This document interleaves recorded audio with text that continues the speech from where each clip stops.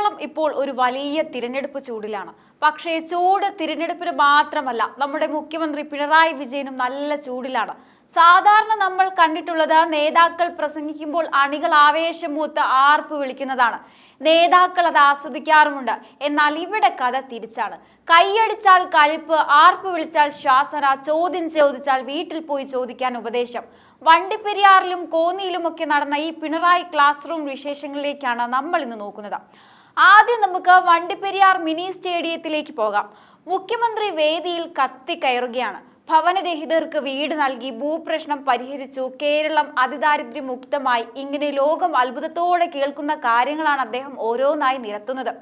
സ്വാഭാവികമായ സഹാക്കൾക്ക് ആവേശം വരും. അവർ ആവേശത്തോടെ ഒന്ന് ആർപ്പ് വിളിച്ചു. സാധാരണ ഏതൊരു നേതാവാണെങ്കിലും ആ കയ്യടിയിൽ ഒന്ന് സന്തോഷിക്കും. പക്ഷേ നമ്മുടെ പിണറായി വിജയൻ അങ്ങനെയല്ല. ആവേശം കൂടിയ അണികളോട് അദ്ദേഹം പറഞ്ഞതെന്താണെന്നോ? കൂടുതൽ ഒച്ച വെച്ചാൽ പ്രസംഗം നിർത്തുമെന്ന്. അതായത് സർക്കാരിന്റെ വികസന നേട്ടങ്ങൾ കേട്ട് ആർപ്പ് വിളിക്കാനും സഹാക്കൾക്ക് അനുവാദമില്ല. മുഖ്യമന്ത്രി പ്രസംഗിക്കുമ്പോൾ സദസ്സിലുള്ളവർ വെറും പ്രതിമകളെ പോലെ ഇരിക്കണം. ശ്വാസം വിടാൻ പോലും പേടിയാണെന്ന അവസ്ഥ. പാവം സഖാക്കൾ കൈയടിക്കാൻ തുടങ്ങിയ കൈകൾ പാതി വഴിയിൽ താഴ്ത്തി നിശബ്ദരായി. പിണറായിക്ക് കയ്യടി ഇഷ്ടമില്ലെന്ന് വൈകിയാണെങ്കിലും അവർക്ക് മനസ്സിലായി. ഇനിയിപ്പോൾ മുഖ്യമന്ത്രി പ്രസംഗിക്കുമ്പോൾ മൗനവ്രതം പാലിക്കുന്നതാണ് ഏറ്റവും വലിയ വിപ്ലവമെന്ന് അവർ പഠിച്ചു കാണും. ഇനി ഇതിലും വലിയൊരു തമാശ നടന്നത് കോന്നിയിലാണ്. വികസനത്തെക്കുറിച്ച് മുഖ്യമന്ത്രി വാചാലനാകുന്നു. അപ്പോഴാണ് സദസ്സിൽ നിന്ന് ഒരാൾക്ക് ഒരു സംശയം. CMA ഒരു ചോദ്യമെന്ന് അയാൾ വിനീതനായി ചോദിച്ചു. സാധാരണ ജനാധിപത്യത്തിൽ ജനങ്ങളോട് വോട്ട് ചോദിക്കാൻ വരുമ്പോൾ അവർക്ക് ചോദ്യങ്ങൾ ചോദിക്കാൻ അവകാശമുണ്ടല്ലോ. പക്ഷേ പിണറായി വിജയന്റെ മറുപടി കേട്ടാൽ ആരും അമ്പരന്ന് പോകും. അത് വീട്ടിൽ പോയി ചോദിച്ചാൽ മതി എന്നായിരുന്നു അദ്ദേഹത്തിന്റെ ഡയലോഗ്. നോക്കൂ, പൊതുവേദികളിൽ ചോദ്യങ്ങൾ പാടില്ല. ചോദ്യം ചോദിക്കണമെങ്കിൽ വീട്ടിൽ പോകണം. ഇനിയിപ്പോൾ മുഖ്യമന്ത്രിയുടെ ഓഫീസിൽ ക്വസ്റ്റ്യൻ ഹോം ഡെലിവറി സിസ്റ്റം വല്ലതും ഉണ്ടോ ആവോ? ഒരു വശത്ത് നവകേരള സദസ്സ് നടത്തി ജനങ്ങളുമായി സംവദിക്കുന്നു എന്ന് പറയുന്നവർ തന്നെ ഒരു ചോദ്യം ചോദിച്ചാൽ ഇങ്ങനെ ശുഭിതരാകുന്നത് എവിടുത്തെ ന്യായമാണ്? വീട്ടിൽ പോയി ആരോടാണ് ചോദിക്കേണ്ടത്? ഭാര്യയോടോ, മക്കളോടോ, അതോ അയൽക്കാരോടാണോ? ഇതിനെയാണ് നമ്മൾ ഇരട്ടച്ചങ്കൻ ശൈലി എന്ന് വിളിക്കുന്നത്. സംഭവം വിവാദമായപ്പോൾ മുഖ്യമന്ത്രി പറയുന്നത് അതിലും രസകരമാണ്. അദ്ദേഹം തന്റെ നിലപാടിൽ ഉറച്ചു നിൽക്കുന്നു. ചോദ്യം ചോദിച്ച അയാളോട് വീട്ടിൽ പോയി ചോദിക്കാൻ പറഞ്ഞതിൽ ഒരു തെറ്റുമില്ലത്രേ. ഓരോ കാര്യത്തിലും പാലിക്കേണ്ട ചില മര്യാദകളുണ്ടെന്ന് അദ്ദേഹം നമ്മളെ ഓർമ്മിപ്പിക്കുന്നു. പൊതുയോഗം എന്ന് പറഞ്ഞാൽ പത്രസമ്മേളനം അല്ലല്ലോ എന്നാണ് അദ്ദേഹത്തിന്റെ വാദം. അതായത് പത്രസമ്മേളനത്തിൽ പത്രക്കാർ ചോദ്യങ്ങൾ ചോദിക്കുമ്പോൾ അദ്ദേഹം മൈക്ക് ഊരിപ്പോകും. പൊതുയോഗത്തിൽ ജനങ്ങൾ ചോദിച്ചാൽ വീട്ടിൽ പോകാൻ പറയും.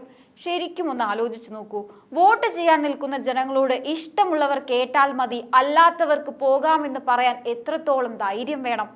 ഇത് ജനാധിപത്യപരമാണോ അതോ ഒരു ഹെഡ് മാസ്റ്റർ കുട്ടികളെ അച്ചടക്കം പഠിപ്പിക്കുന്ന സ്കൂളാണോ എന്ന് സംശയിച്ചു പോകും.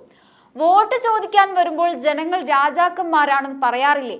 പക്ഷേ ഇവിടെ മുഖ്യമന്ത്രിയാണ് രാജാവ്, ബാക്കിയുള്ളവർ വെറും പ്രജകൾ.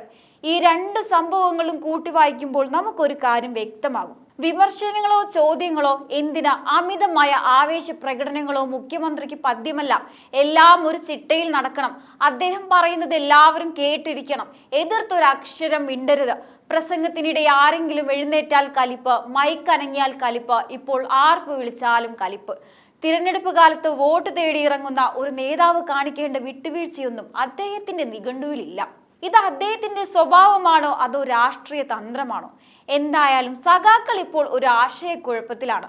നേതാവ് പറയുന്ന വികസന കാര്യങ്ങൾ കേട്ട് സന്തോഷിക്കണോ അതോ മിണ്ടാതിരിക്കണോ എന്ന്. ആർപ്പ് വിളിച്ചാൽ പ്രസംഗം നിർത്തും, ചോദ്യം ചോദിച്ചാൽ വീട്ടിൽ പോകാൻ പറയും. ഇങ്ങനെയൊക്കെ ആണെങ്കിലും പിന്നെ എന്തിനാണ് ഈ പൊതുസമ്മേളനങ്ങൾ? പ്രിയപ്പെട്ട അണികളെ, നിങ്ങളുടെ അവസ്ഥ ശരിക്കും കഷ്ടമാണ്. വികസനം കേട്ട് സന്തോഷിക്കാനും പാടില്ല, സംശയം ചോദിക്കാനും പാടില്ല.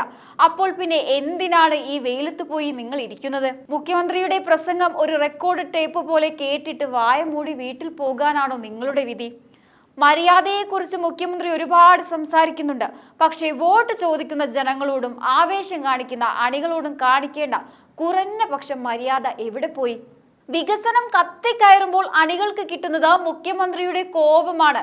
ഇത് വികസനമാണോ അതോ വെറും പ്രഹസനമാണോ എന്ന് വോട്ടർമാർ പോലും ചിന്തിക്കേണ്ട സമയമായിരിക്കുന്നു.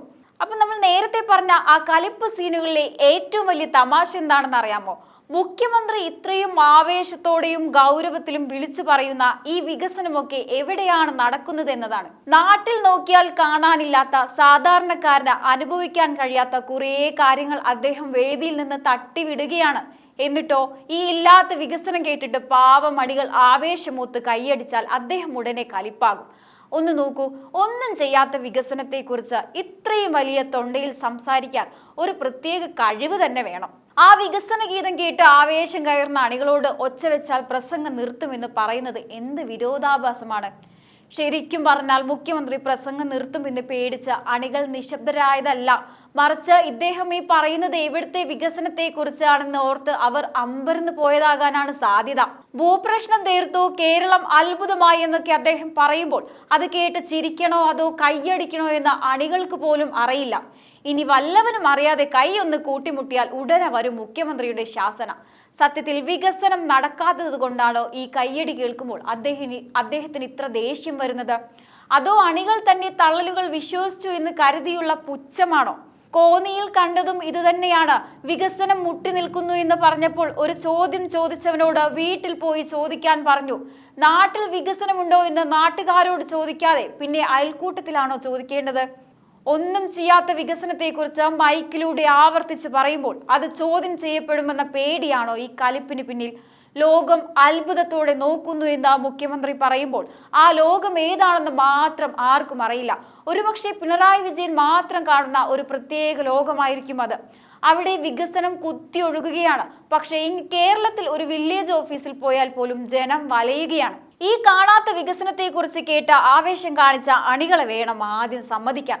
മൈക്ക് അനങ്ങിയാൽ കലിപ്പ്, മൈക്കിന് മുന്നിൽ ആരെങ്കിലും വന്നാൽ കലിപ്പ്, ഇപ്പോൾ മൈക്കിലൂടെ വികസനം വിളമ്പുമ്പോൾ ആരെങ്കിലും ഒച്ച വെച്ചാലും കലിപ്പ്. മൈക്കിനോട് ഇത്രയും പിണക്കമുള്ള വേറൊരു മുഖ്യമന്ത്രി ലോകത്തുണ്ടാവില്ല. സത്യത്തിൽ ഈ മൈക്ക് വഴി കേൾക്കുന്ന വികസനം ആകാശത്താണോ അതോ ഭൂമിയിലാണോ എന്ന പാവം അണികൾക്കും സംശയമുണ്ട്. റേഷൻ കടയിൽ അരിയുണ്ടോ എന്ന് ചോദിച്ചാൽ മുഖ്യമന്ത്രി പറയും അതിദാരിദ്ര്യം നിർമ്മാർജ്ജനം ചെയ്തു എന്ന്. ശരിക്കും പറഞ്ഞാൽ വായുവിൽ കൊട്ടാരങ്ങൾ പണിയുന്ന വിദ്യയിലാണ് നമ്മുടെ മുഖ്യമന്ത്രി PG എടുക്കേണ്ടത്. ഒന്നും ചെയ്യാതെ തന്നെ എല്ലാം ചെയ്തു എന്ന് വരുത്തി തീർക്കാൻ ഒരു പ്രത്യേക തൊലിക്കട്ടി വേണം. ആ തൊലിക്കട്ടിയാണ് നമ്മൾ ഇരട്ടച്ചങ്കൻ എന്ന് വിളിച്ച് ശീലിച്ചത്. ഇനി വരും ദിവസങ്ങളിൽ മുഖ്യമന്ത്രിയുടെ പ്രസംഗത്തിന് പോകുന്നവർക്ക് പ്രത്യേക പരിശീലനം നൽകേണ്ടി വരും. എപ്പോൾ ശ്വാസം വിടണം, എപ്പോൾ ചിരിക്കണം, എപ്പോൾ നിശബ്ദനായിരിക്കണം എന്നതിനെ കുറിച്ച് ഒരു സിലബസ് തന്നെ ഉണ്ടാക്കേണ്ടി വരും. ഇല്ലെങ്കിൽ വീട്ടിൽ പോയി ചോദ്യം ചോദിക്കാൻ പറയുന്നത് പോലെ വീട്ടിൽ പോയി ആർപ്പ് വിളിക്കാൻ കൂടി മുഖ്യമന്ത്രി പറഞ്ഞേക്കാം. അപ്പോൾ കാര്യങ്ങൾ ഏകദേശം വ്യക്തമാണല്ലോ. നമ്മൾ കണ്ടുകൊണ്ടിരിക്കുന്നത് വെറും ഒരു തിരഞ്ഞെടുപ്പ് പ്രചാരണമല്ല, മറിച്ച് ഒരു ജനതയെ മുഴുവൻ അച്ചടക്കം പഠിപ്പിക്കാനുള്ള ഒരു മാസ്റ്റർ ക്ലാസ് ആണ്. സാധാരണ ജനാധിപത്യത്തിൽ ജനങ്ങളാണ് യജമാനന്മാർ എന്ന് പറയാറുണ്ട്. വോട്ട് ചോദിക്കാൻ വരുമ്പോൾ നേതാക്കൾ വിനീതരാകണമെന്നും കേട്ടിട്ടുണ്ട്. എന്നാൽ കേരളത്തിൽ കഥ തിരിച്ചാണ്. ഇവിടെ മുഖ്യമന്ത്രിയാണ് യജമാനൻ, വോട്ട് കൊടുക്കുന്ന നമ്മൾ വെറും പ്രജകൾ. മുഖ്യമന്ത്രിക്ക് വികസനം പറയാം, പക്ഷേ അത് കേൾക്കുന്നവർക്ക് വികാരം പാടില്ല. മുഖ്യമന്ത്രിക്ക് അവകാശവാദങ്ങൾ ഉന്നയിക്കാം, പക്ഷേ അത് കേൾക്കുന്നവർക്ക് സംശയം പാടില്ല. ഒന്ന് ആലോചിച്ചു നോക്കൂ, ഒരു പൊതുയോഗത്തിൽ വന്ന ജനങ്ങളോട് ഇഷ്ടമുള്ളവർ കേട്ടാൽ മതി എന്ന് പറയാൻ കാണിക്കുന്ന ആ ഒരു തന്റേടം അത് വേറെ ഏത് നാട്ടിൽ നമുക്ക് കാണാൻ പറ്റും? വിമർശനങ്ങളെയും ചോദ്യങ്ങളെയും ഇത്രത്തോളം ഭയപ്പെടുന്ന അല്ലെങ്കിൽ പുച്ഛിക്കുന്ന ഒരു ഭരണാധികാരിയെ കിട്ടിയത് നമ്മുടെ വലിയൊരു ഭാഗ്യം തന്നെയാണ്. പണ്ട് വിപ്ലവം പ്രസംഗിച്ചിരുന്നവർ ഇന്ന് അണികളുടെ ആവേശം പോലും തല്ലിക്കെടുത്തുന്ന കാഴ്ചയാണ് നിങ്ങൾ ഈ കാണുന്നത്. ശബ്ദമുയർത്തുന്നവരെയും ചോദ്യം ചോദിക്കുന്നവരെയും ശത്രുക്കളായി കാണുന്ന ഈ ശൈലി എങ്ങോട്ടാണ് വിരൽ ചൂണ്ടുന്നത്? വികസനം എന്നത് കേവലം കടലാസുകളിലും പ്രസംഗങ്ങളിലും മാത്രം ഒതുങ്ങുമ്പോൾ അത് ചോദ്യം ചെയ്യപ്പെടാതിരിക്കാൻ ഇത്തരം കലിപ്പ് പ്രകടനങ്ങൾ ഒരു കവചമായി ഉപയോഗിക്കുകയാണോ നിങ്ങൾ? ചോദ്യം ചോദിച്ചാൽ വീട്ടിൽ പോകാൻ പറയുന്നതും കൈയടിച്ചാൽ പ്രസംഗം നിർത്തുമെന്ന് ഭീഷണിപ്പെടുത്തുന്നതും ഒരുതരം ഏകാധിപത്യ സ്വഭാവമല്ലേ എന്ന് ആരെങ്കിലും സംശയിച്ചാൽ അവരെ കുറ്റം പറയാൻ പറ്റില്ല. കാരണം ജനങ്ങളോട് സമ്പാദിക്കാനല്ല, മറിച്ച് അവരെ ഭരിക്കാനാണ് തനിക്ക് താല്പര്യമെന്ന് ഓരോ വാക്കിലൂടെയും അദ്ദേഹം തെളിയിച്ചു കൊണ്ടിരിക്കുകയാണ്. അതുകൊണ്ട് സുഹൃത്തുക്കളെ, വരും ദിവസങ്ങളിൽ ഈ വികസന ഗാഥകൾ കേൾക്കാൻ പോകുന്നവർ ഒരു കാര്യം ശ്രദ്ധിക്കുക. കൂടെ ഒരു സിബ് കൂടി കരുതുന്നത് നന്നായിരിക്കും. വായ മൂടിക്കേട്ടിരുന്നോണം. ഒന്നും മിണ്ടരുത്, ഒന്നും ചോദിക്കരുത്. മുഖ്യമന്ത്രി പറയുന്ന ആകാശ കൊട്ടാരങ്ങൾ നോക്കി അന്തിച്ചിരിക്കുക. ഈ വിചിത്രമായ രാഷ്ട്രീയ ശൈലിക്ക് വോട്ടർമാർ എന്ത് മറുപടിയാണ് നൽകാൻ പോകുന്നതെന്ന് നമുക്ക് കാത്തിരുന്ന് കാണാം. എന്തായാലും ഈ ഒരു വിഷയത്തെക്കുറിച്ചുള്ള നിങ്ങളുടെ അഭിപ്രായങ്ങൾ കമന്റ് ബോക്സിൽ രേഖപ്പെടുത്തുക. മറ്റൊരു വിഷയവുമായി വീണ്ടും കാണാം. നന്ദി.